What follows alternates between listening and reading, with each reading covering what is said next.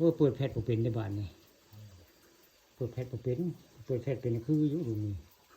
เปิดใช้ตะกล้องในบ้านนี่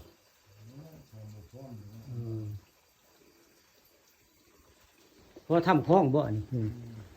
วายโอ้เด็ดเม่นใหญ่เด็ด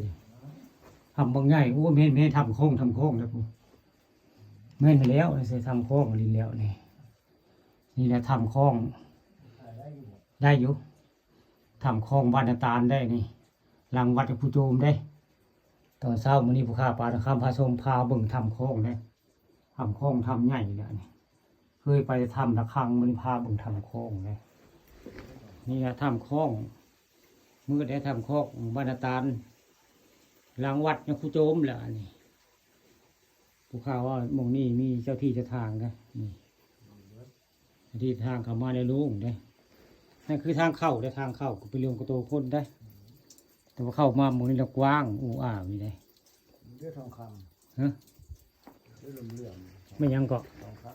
ำอันไหนเรื่องเรื่อง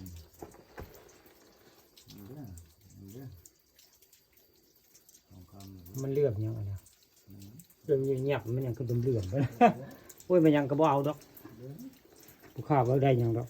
ภาพสวยงามที่เบิ่งซื้อเด้อเดี๋ยวก็ได้เราที่จะทางเนี่ยบ่ได้ยังได้มาถ่ายภาพสวยงามไปซื้อได้โอ้เดี๋ยวมีบุญตาได้ไปเห็นเนาะไอ้เนาะยังภายใหม่เด้อ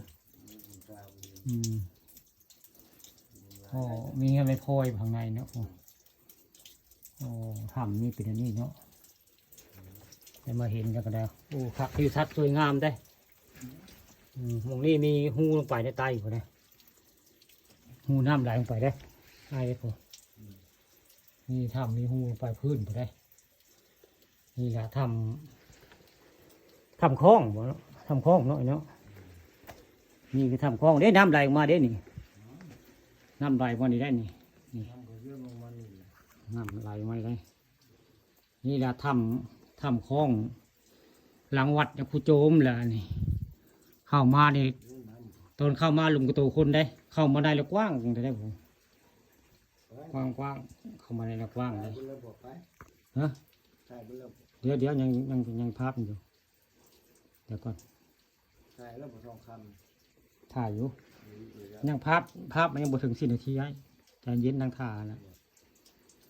มันถ่ายเป็นนาทีดิทุกยาถ่ายรถหันเลยไปมาเป็นคู่ค่อยได้